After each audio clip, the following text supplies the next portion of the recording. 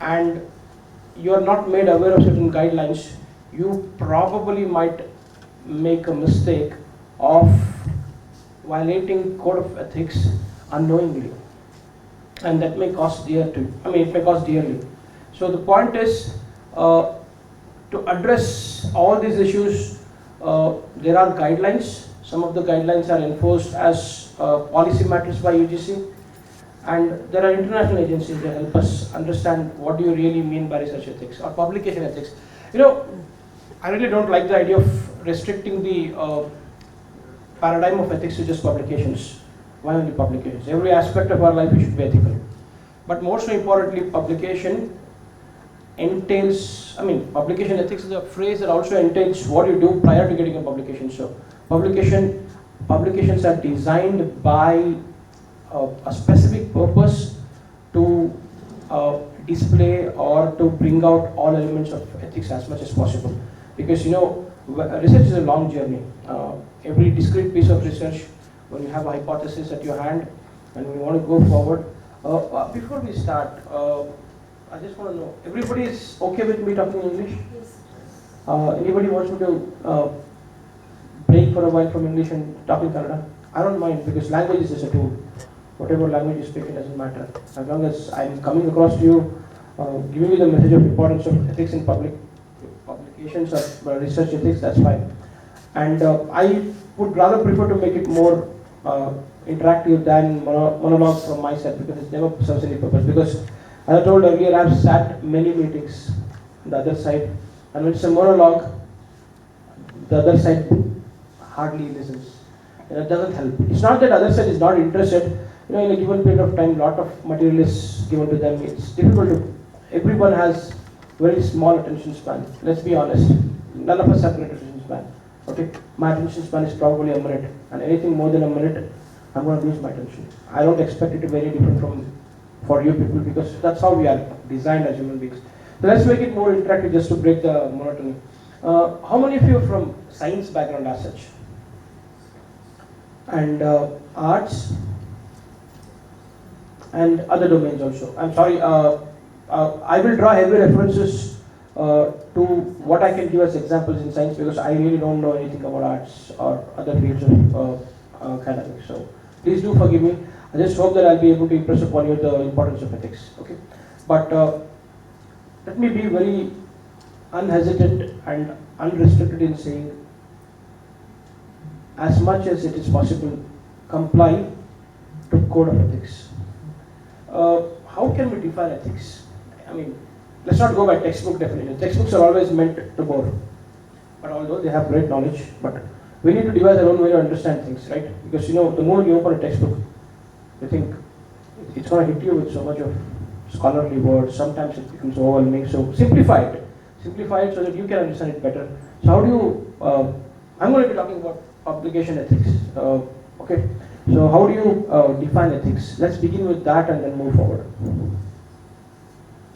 Any way you can define ethics? It's being honest, morality. Exactly. Okay. I haven't referred to any textbook definition of ethics, although I can find one, put it on the slide and just, yes ma'am.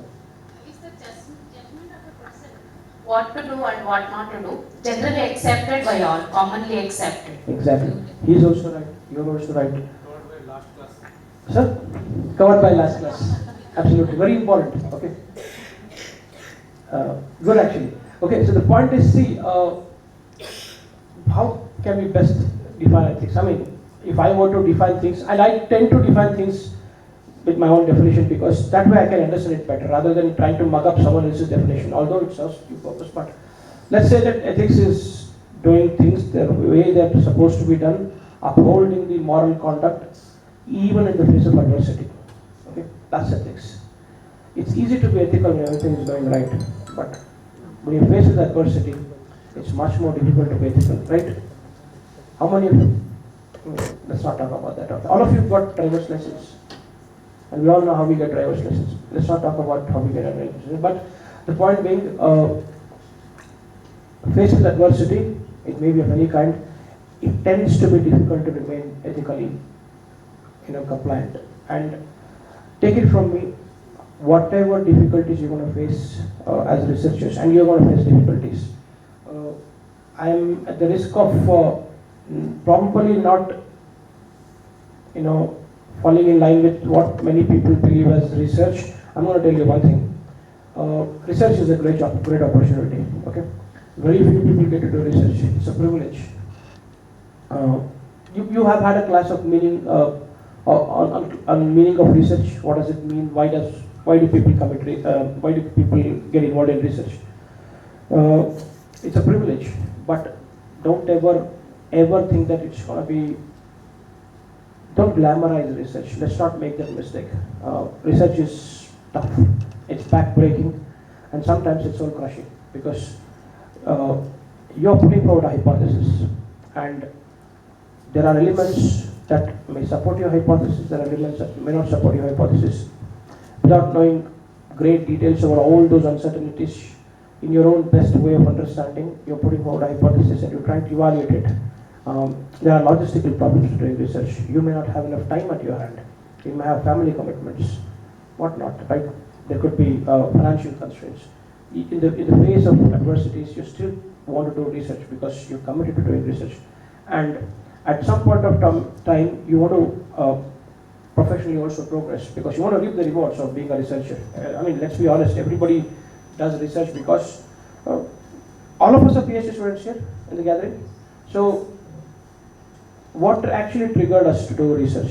I mean, you would have met somebody who would call himself a doctor, or probably half of them are inspired by Jurassic Park, right? These are the things that inspire us. So there's always, we start with wanting to experience personal gains. Okay, I want to become a doctor, I want to do big things, and then, as you start doing research, you realize that there is a greater goal to be achieved. Okay, that's when you actually become more mature as a researcher. But as you move forward in your research journey, particularly with publications, because it is mandatory, most universities, and most including GNT University, we enforce that prior to submission of thesis, you must have met the requirement of having published 2 papers. And it's not easy to publish. And we also encourage that the publications must be in index journals, particularly the ones that are listed on the UGC Care website as class 1 or class 2. I hope you're all aware of what it means when I say index publications. I hope you're all aware of what it means when I say H index or impact factor, right? H index stands for Hirsch index, put forth by a gentleman called Hirsch long back. It simply is the number of publications, each having as many citations. Okay, I may have published 100 papers, but if I have 10 papers only, each of which have 10 citations, then it is, my H index is 10. Then there is impact factor, which is the average number of citations that a journal receives in the last 2 years divided by the number of publications that it's published. Okay, that's impact factor. But funny enough, many of us don't realize impact factor is actually something that actually exclusively belongs to Thomson Reuters or Clarivate now. Okay. Equivalent of that, rolled out by Scopus, is site score. Okay. So these are the things you must be aware of. Why am I talking about it? That's the prelude I want to give you before we get into research ethics. At some point of time, you are bound to be finding yourself under the pressure of having to publish. Okay, and I can vouch from a lot of examples that I've witnessed of my friends. Sometimes thesis just gets stuck because the person hasn't been able to amass 2 minimum applications. It's very tough because it's not easy to publish. And as much as I'd like to believe that there is no bias, there are biases. I'm not going to go deeper into that, but it's sometimes difficult to publish papers. And that's when we probably might be tempted to yield to compromising on ethics. Is it worth? I don't know. I honestly don't know. Is it going to hurt you? Yes.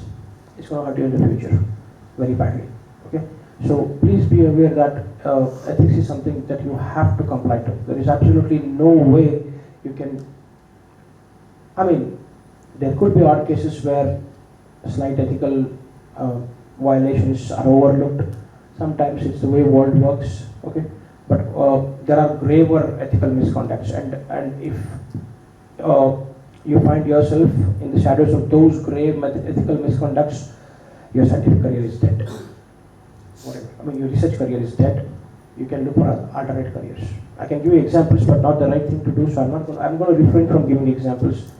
We'll talk about what misconduct means.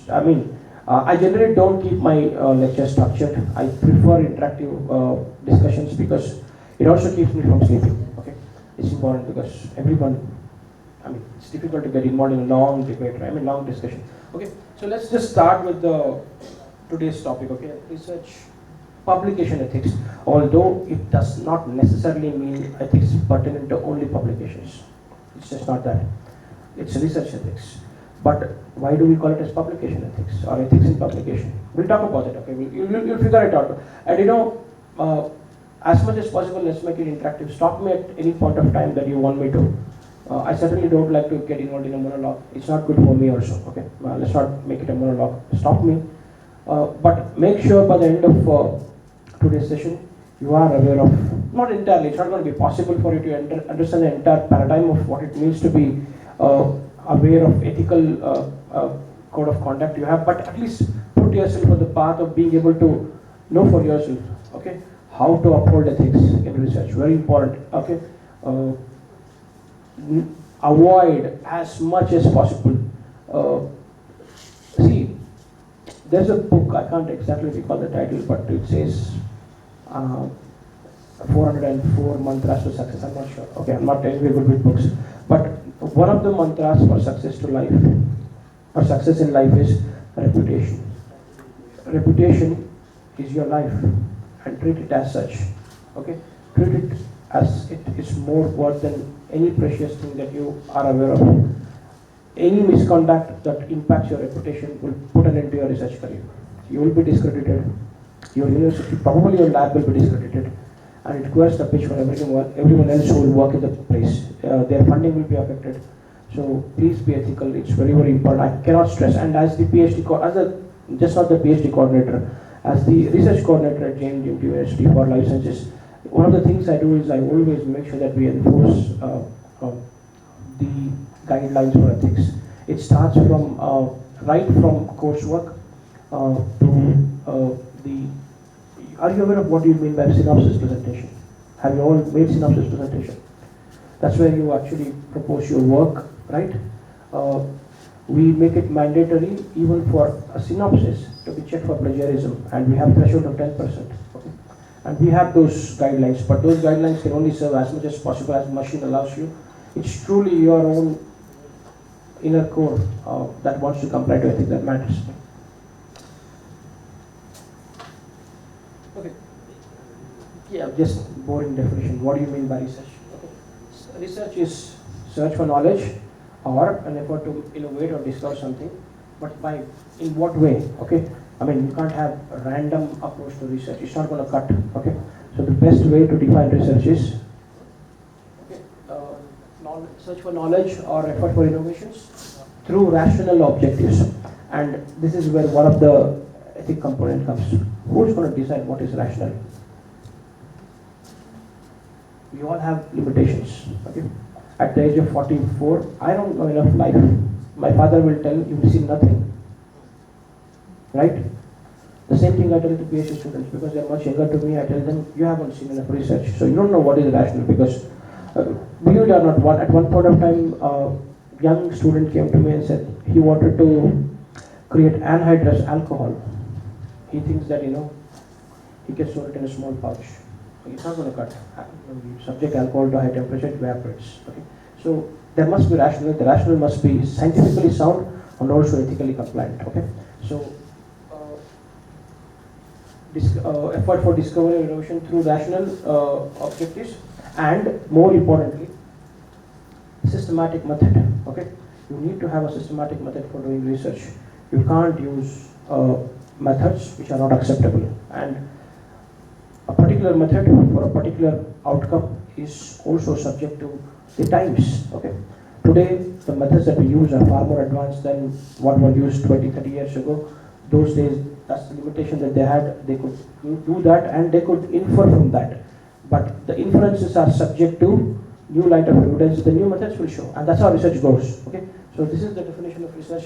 Some of the things are self-explanatory. I'm not going to go into that. Okay, I'm not a big fan of reading from the slides, and I'm sure at at this junction in your life, you're all PhD students, PhD scholars. So some definitions are self-explanatory. Okay. Okay. Now, because I'm talking about publication ethics, just let's talk about type of publications we have. Okay, I'm going to stand like this. It's much easier for me.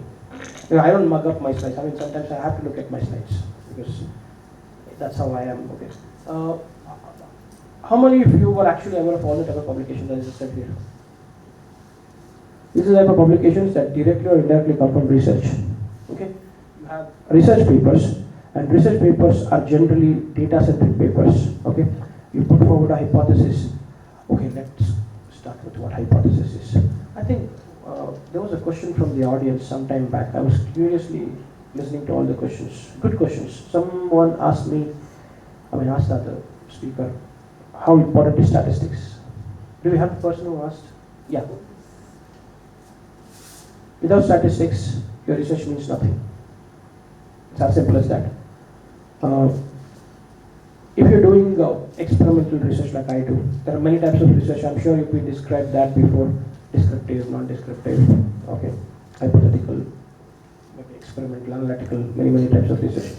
But if you're doing the kind of research I'm doing, which is experimental data-based research, you're going to get numbers as data. Okay, you're going to get numbers as data, and the numbers make no meaning at all unless you can statistically evaluate them for significance. Does it mean I know everything in statistics? No. Do I want to know? No. But should I include statistics as a component? Yes. What would I do? Collaborate. The answer to, it's good to know as much as possible.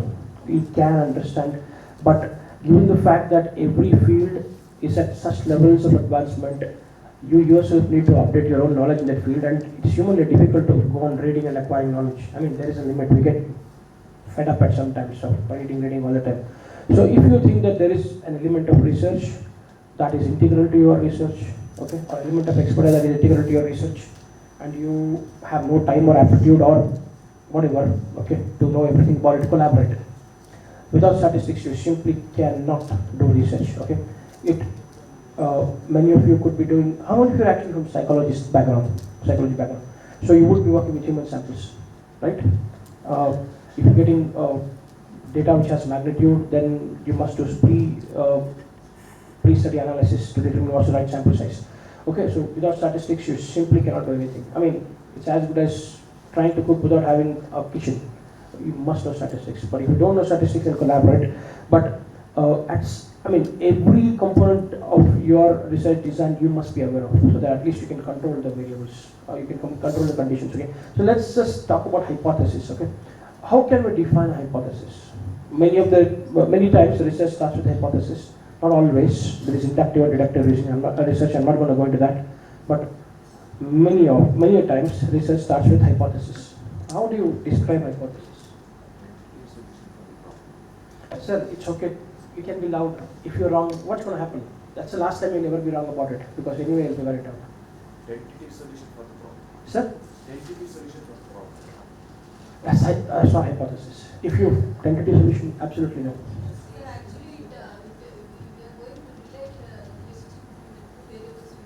That's it. Okay.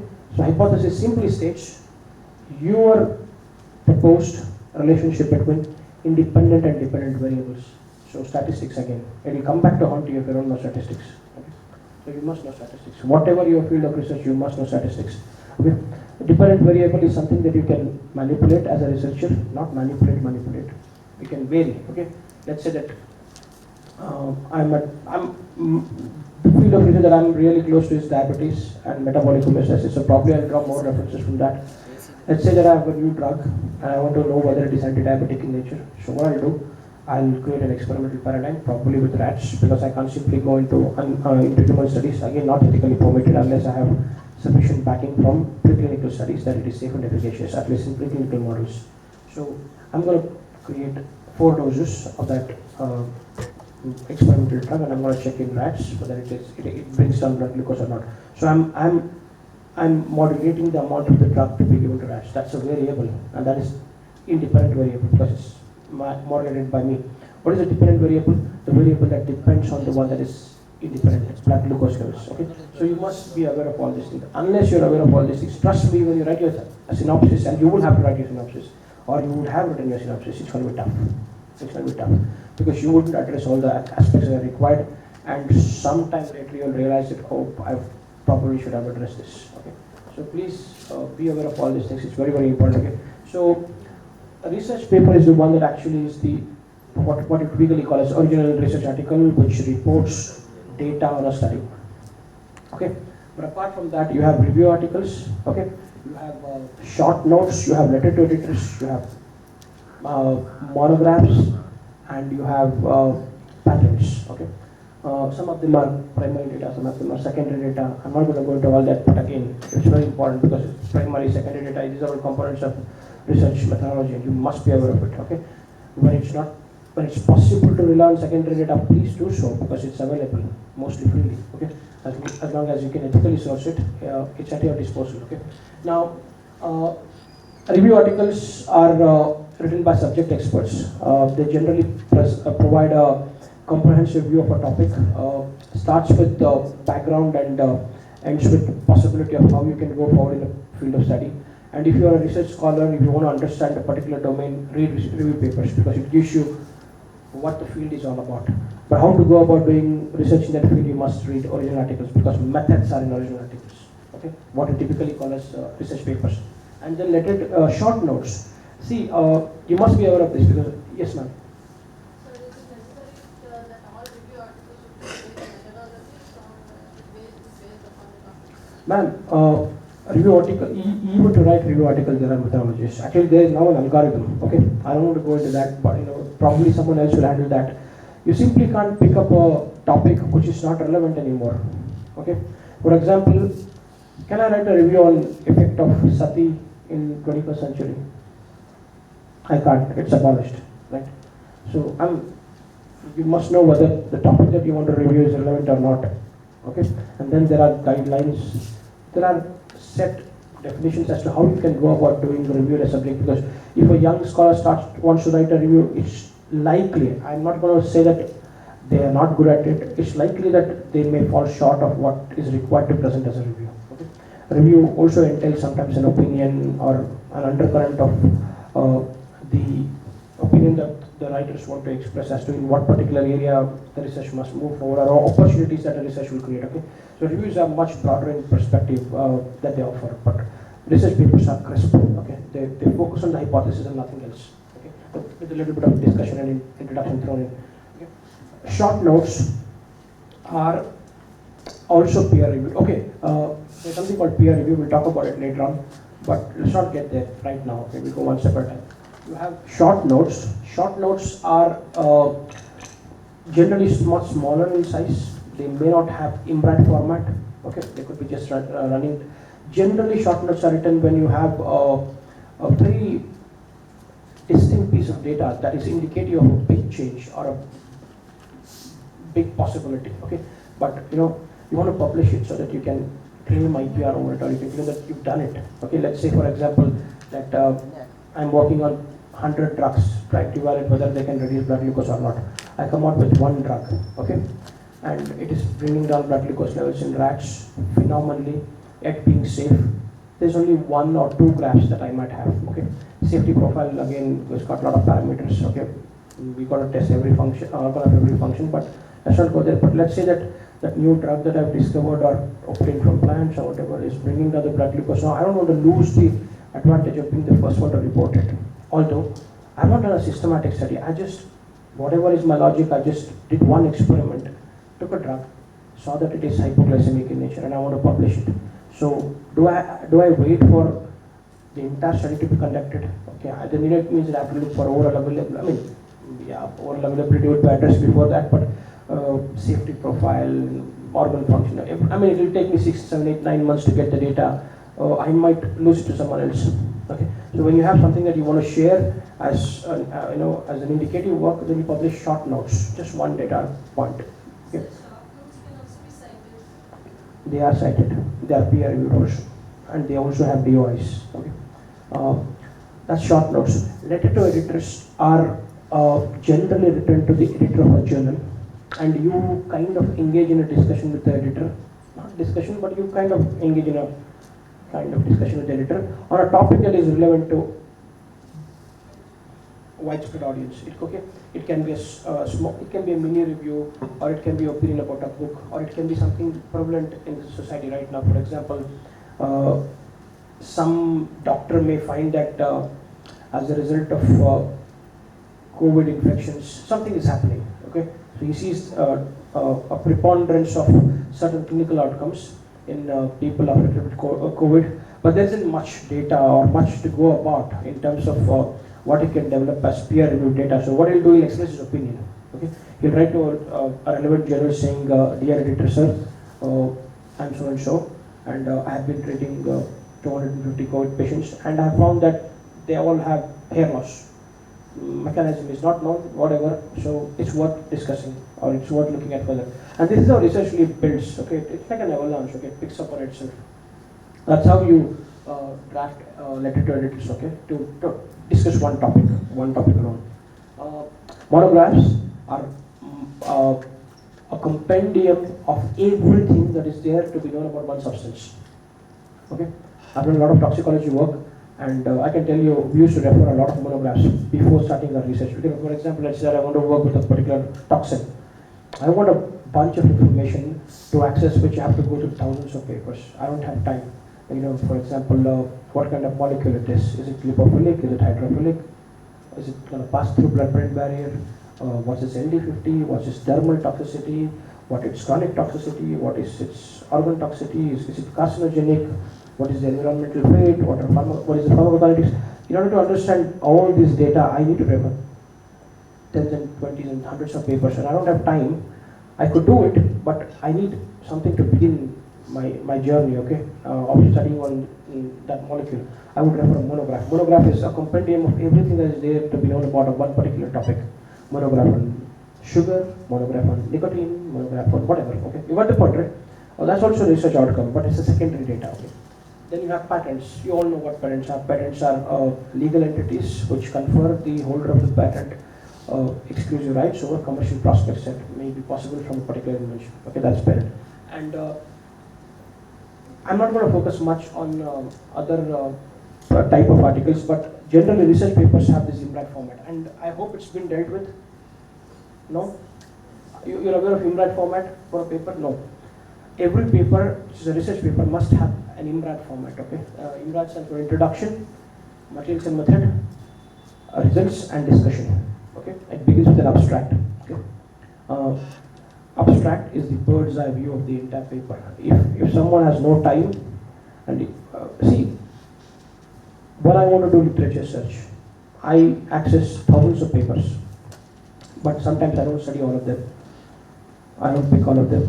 What I pick is always based on abstract. So abstract is the heart. I mean, it's the bird's eye view of your paper, and you should know how to write abstract. It's an art actually. Okay, because abstract presents the gist of the paper in the best possible way.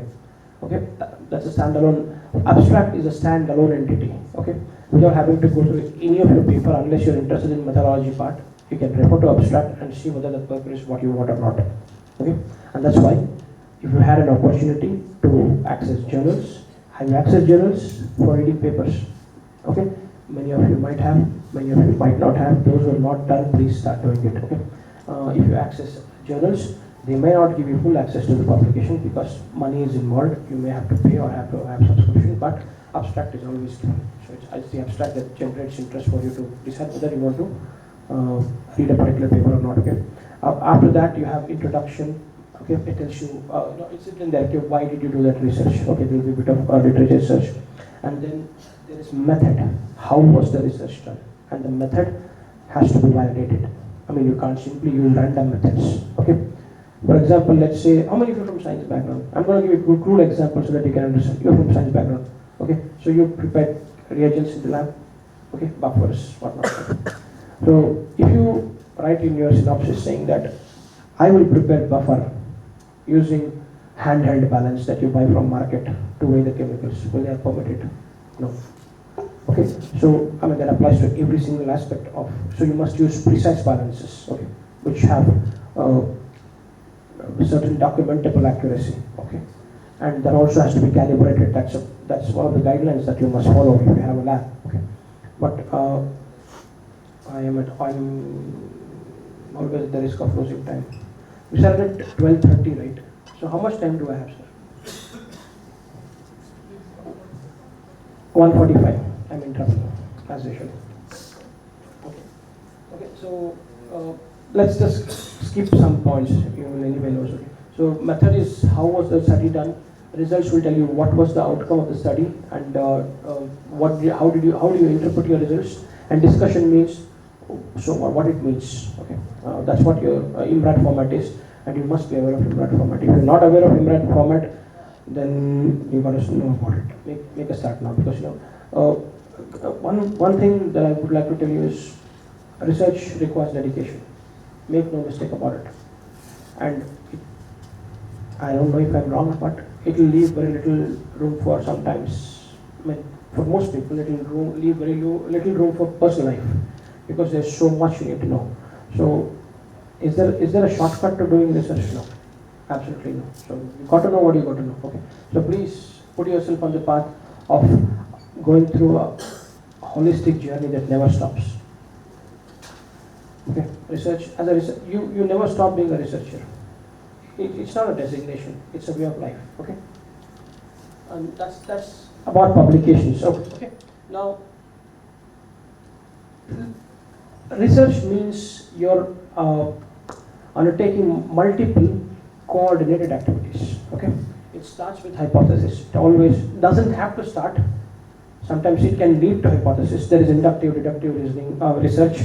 Don't have time, so you can refer to textbooks or somebody else will talk about it. But generally, you need a hypothesis or a question at least to begin with. Okay, but the true beauty of any researcher is turning what appears to be an obscure question into a statistically verifiable hypothesis.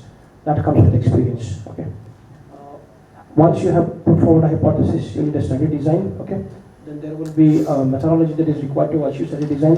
You will have to do the experiments, conduct the study, gather data. So how do you acquire data also matters. You can't use obsolete methods for acquiring data. You got to use state of the art. Okay, at least accepted methods. And then once the data is obtained, you got to analyze the data. And misinterpretation of data intentionally could constitute research misconduct. Okay, and sometimes this is where the biggest frauds happen. I will be probably crossing the line by giving examples. I'll not do that. Okay, but data handling and data analysis is where one of the biggest fraud happens. Okay, and once you have data, you analyze, you interpret, and you write publications. Okay, and why is it that we talk so much about publications? Let's just be honest about it.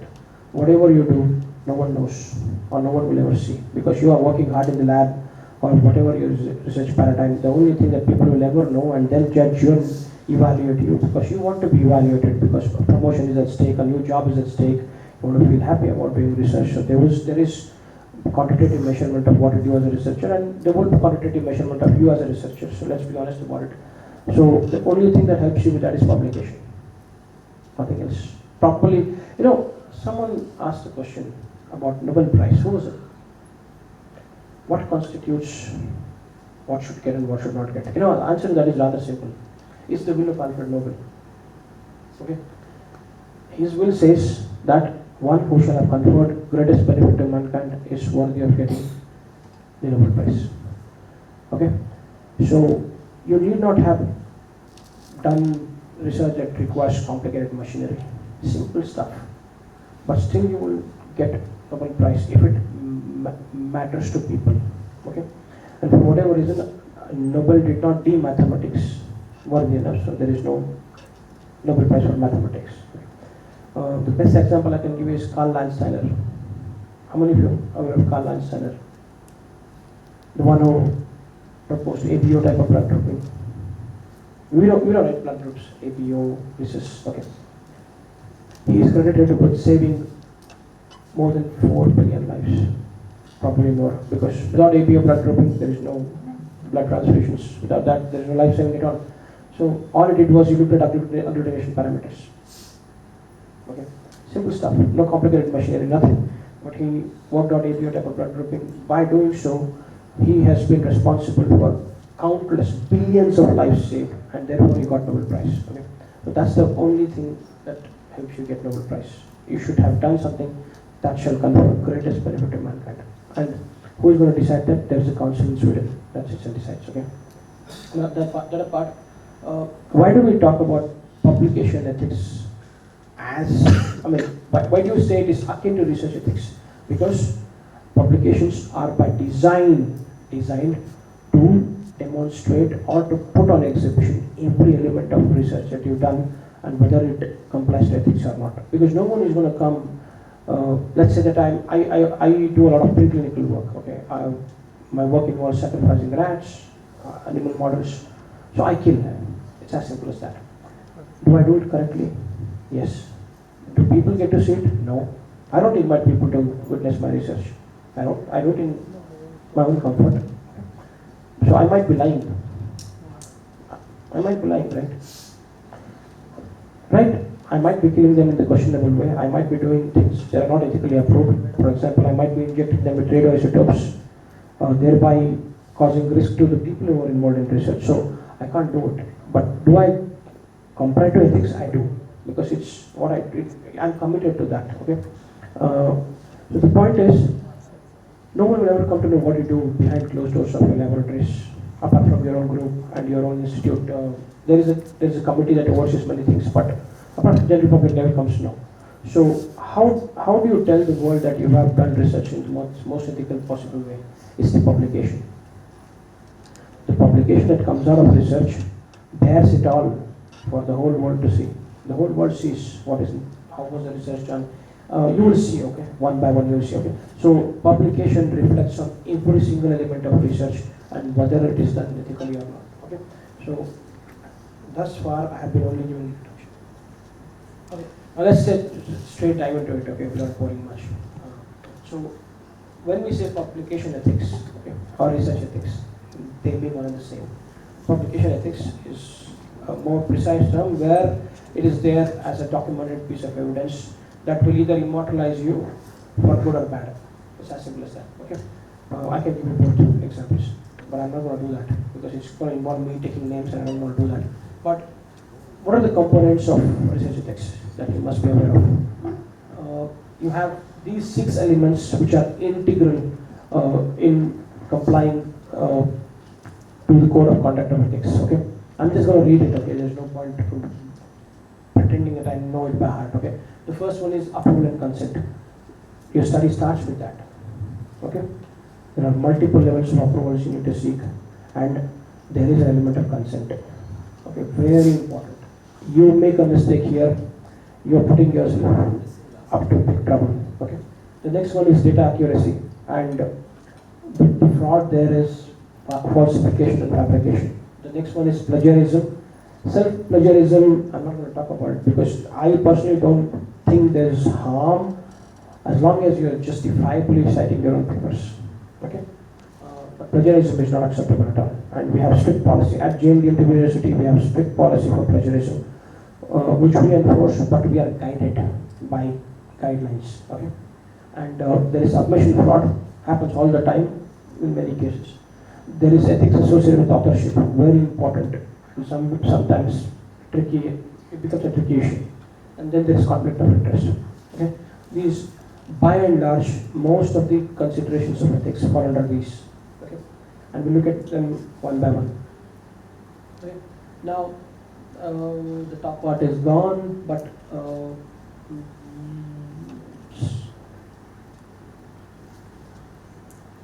okay. What you see on this slide is pertinent to the first point, the approval and consent. Okay. Now, can I do a study where, let's say I'm a bad person, okay. Probably stupid at that also, and messed up mind, and I believe that women are bad drivers, although there's no gender aspect to whether people can drive better or not, but many people say wrongly, right? I categorically say that there is no gender basis to whether people can drive better or not. Okay. There are good drivers for men and there are good drivers for women, okay? But generally people joke about it. I mean, let's be honest, you all heard of it, right? Right? People say that women don't drive well. I mean, I don't agree with that. My wife drives, she drives much better than me. But if, let's say that I'm that kind of person who is bad and driven by male egoism, and I want to prove that women are bad drivers, just for the sake of doing it. Because it's research, right? Good or bad? Is it good to do it or bad? Can I do it? Should I do it? What do you think? Should I do a research to decide, to deduce whether women are bad drivers or not? I should not, because there is no fact. It's not a fact, and it's bordering on what constitutes ethically questionable beliefs. Okay, it's absolutely wrong to believe that. But if somebody doesn't stop me, I might as well go and do it because I have resources to do it. Right? You got the point, right? So you can't start a piece of research just because you want to do it. At every stage from your life, as a PhD student, all the way up to being an independent researcher, there are approvals.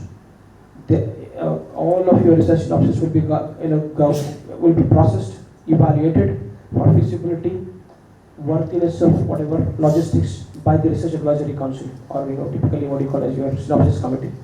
Okay, so there is an approval required there.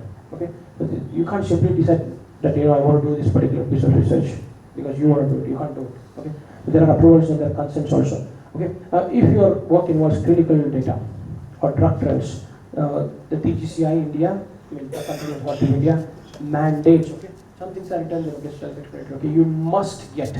There is an ethics committee. If, let me say it without mincing words, if your subject involves human beings, then it must be approved by a DGCI approved ethical committee. An ethical committee is a heterogeneous body. Every university, every institute of higher education must constitute an ethics committee.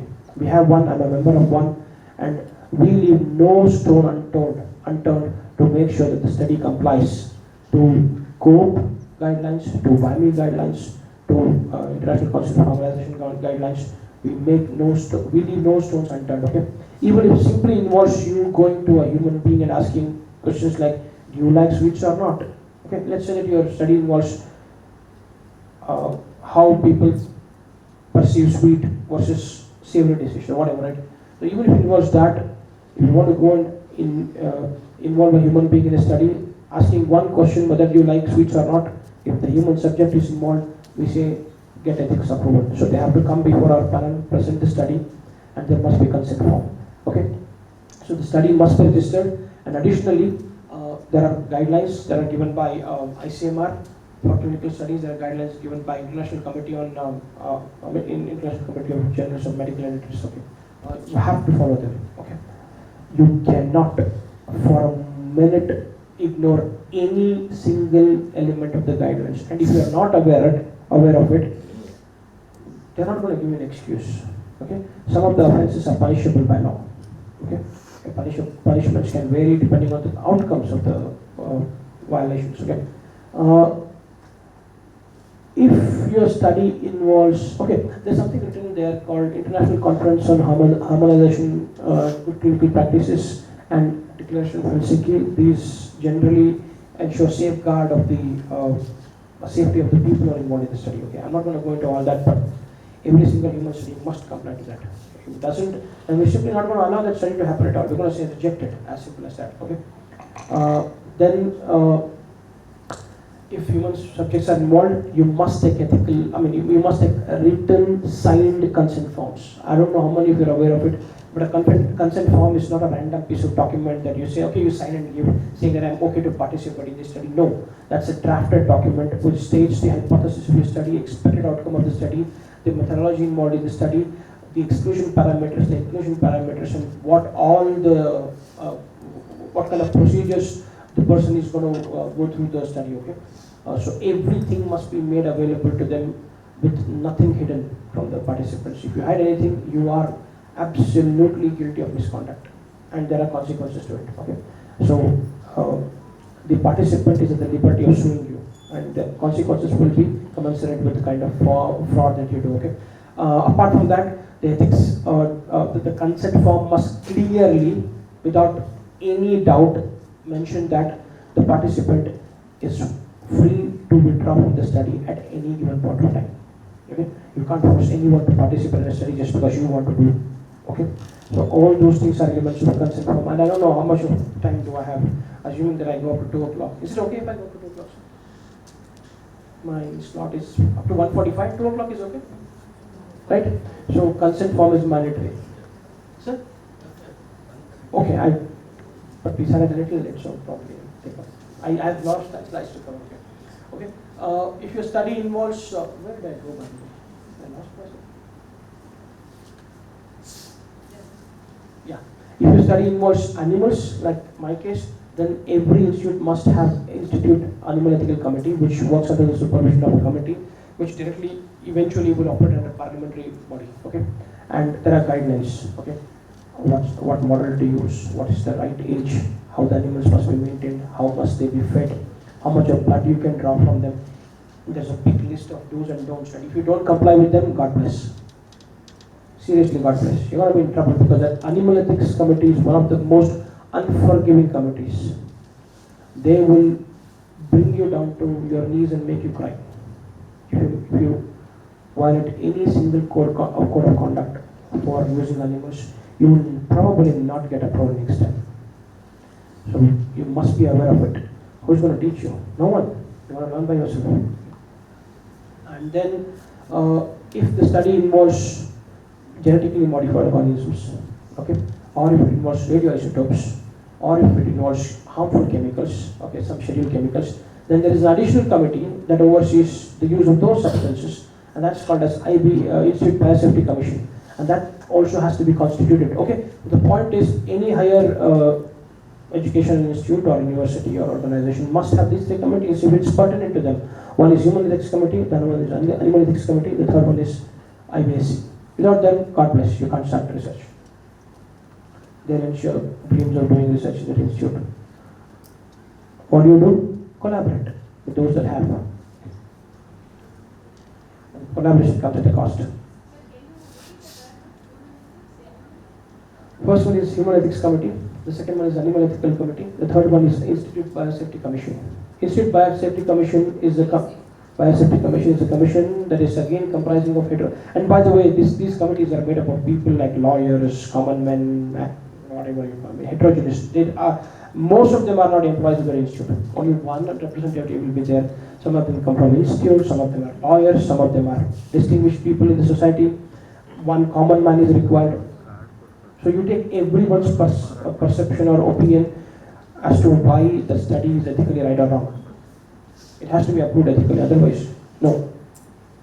Okay?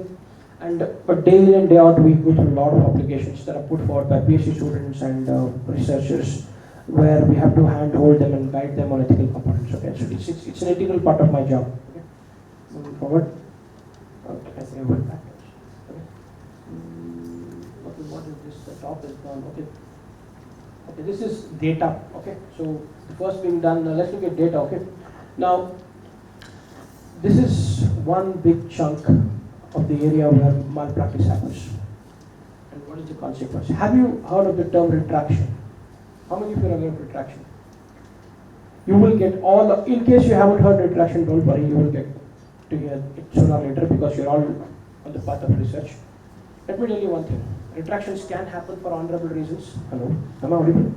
Retractions can happen for honorable reasons. But if a retraction happens for a dishonorable reason, God bless you.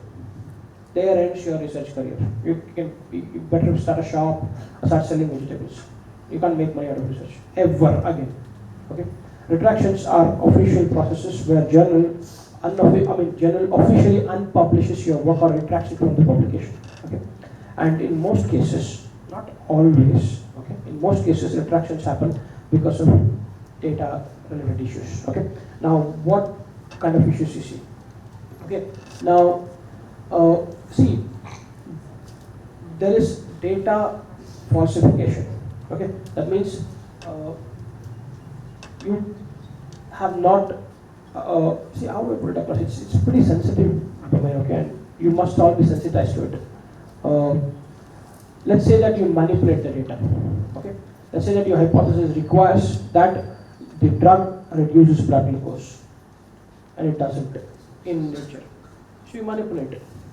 You manipulate by saying that it works. That is fabrication, okay? But sometimes what people do is they do image frauds, okay? So sometimes people will have Western blotting images or histochemistry images or flow cytometry images, whatnot. So there they pick up cut and paste images. So I don't have enough time to go through all that, but sometimes simply data that they present in the paper as illustration can be messed with, and it can be engineered to suit your requirement. There are softwares that journals have, and there is a large group of people, vigilante people who call themselves people of Retraction Watch. How many of you heard of a website called Retraction Watch? Okay, they keep on looking for. It's been covered. So if retraction happens, God bless. Okay. The point is, if there is any doubt on the data, okay, there is something called peer review. Okay. You all are aware of peer review? Okay, good. Any questions on peer review? No. Okay. Peers are professionals who are of the equal standing, and they are capable of judging your work. But they'll judge your work. There is no other choice. We don't have a God who can sit and say this is right, this is wrong. I mean, the only way to decide whether the science we are doing is wrong or right is by peer review. Okay. We have to evolve with our peers. So the peer review system is designed, okay, to minimize possibility of fraudulent data coming into the publications. But should it come, the corresponding author will be sent out a mail by the editor. Okay, and then clarifications will be sought. And if the clarifications are not satisfying enough, the papers will be retracted. Okay? And if a retraction happens on the account of data plagiarism, I will not sugarcoat it. That's the end of your scientific career. It's as simple as that. So, people will find reasons to yield to data manipulation. The temptation will be great, but don't yield to it. Stay as much as possible honest, because your data is your identity, and if you manipulate your data, you are manipulating your own identity. Okay. There's one more type of fraud. Every data must survive test of statistics. Okay, and statistics requires certain sample size. Okay. Now, I can hype up the sample size. Let's say that I've done work with one rat, but I'm claiming that I've done work with 6 rats. Working with 6 rats means more logistical burden for me, right? I want to avoid that, and by simply fabricating the data for 6 rats, I'm actually hyping up the samples. That's a fraud. Okay? If you do ANOVA, your F values will reveal that. And if you're not smart about it, you will be caught hook, line, and sinker, and you're gone. Okay? So, every single step, data will be asked. Many journals are insisting on data, so your F table should be given. Okay? So, be honest, because there is no way, let me be very straightforward about it, there is no way you can get away with fraud in science.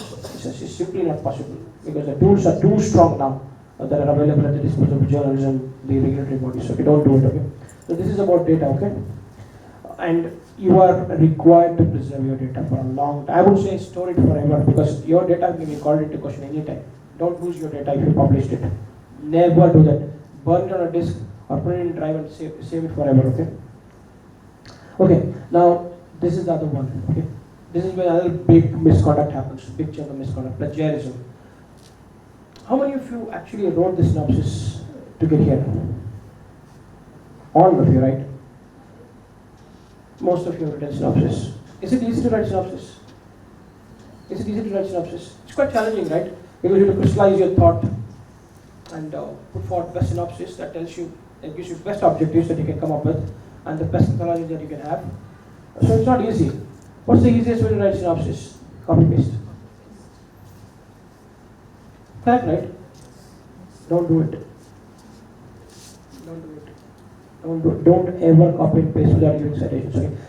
The plagiarism refers to the definition I read it. Okay, using previously published work, which is published by another individual. Okay, as if it's your own work, and without giving due credit to that person. So you know what is the meaning of citation and references. So I'm not going to go into it. Okay.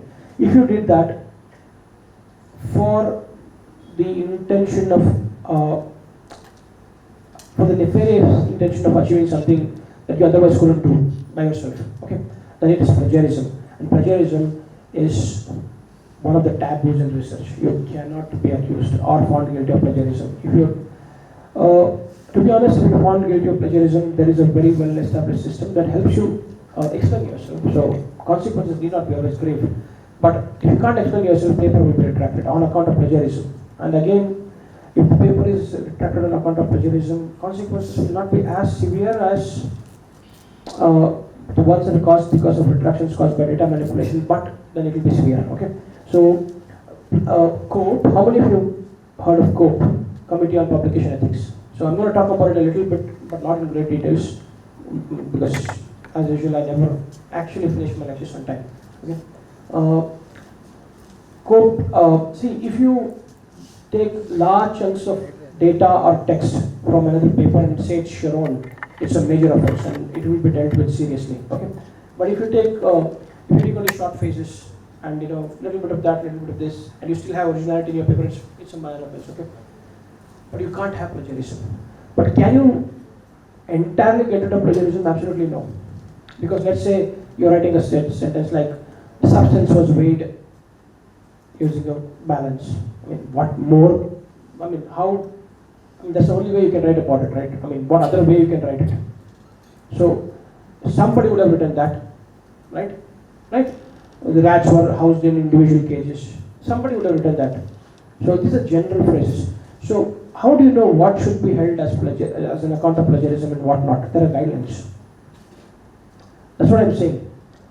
Without meaning to or without intending to violate code of conduct of ethics, people might do it because they're not aware of it. So they must get a chance to explain themselves. The other way of doing it is create guidelines which are also enforced as policies by UGC or journals, right? That helps you avoid all these confusions, and then you have a framework of skeleton or a guideline to which you can simply comply and say that, okay, I've done my job. There is no element of malpractice. Okay. So COPE and UGC have guidelines. They are enforced by universities. It's just not a joke. Okay. COPE guide. Many journals. Most good journals are now COPE compliant. Okay.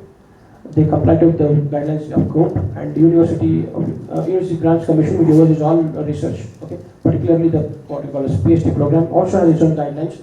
Okay. Apart from that, now there is a definite event that is being enforced by universities as well as journals, which is called as plagiarism check. Okay, you must submit your scholarly work to a software that checks for the amount of plagiarism you have, and then you must get a report, and with that report you will file or go to the next step. Okay, so I will not go in great details, but UGC has so many guidelines. Okay. The bottom part is not visible on the slide, but the link is there. I'll leave the slides here. You can access the slides. Okay. Now it is given a bunch of guidelines as to how you can curb plagiarism, but things like every institute must have a technology-based system for detecting plagiarism, so on and so forth. It is self-explanatory. You can go through it. The student has to subject the scholarly work to plagiarism and get approvals. Okay. And there are set limits for plagiarism, and the document must be available on Influblnet, which is India's portal, which can be commonly accessed. Okay, so these are there. Okay, so you can't get away with plagiarism. Okay, plagiarism is a serious offense. What are the consequences? Okay, now I told you, right, what should be excluded from plagiarism. For example, if I write a paper and I say that my affiliation is Department of Chemistry and Biochemistry.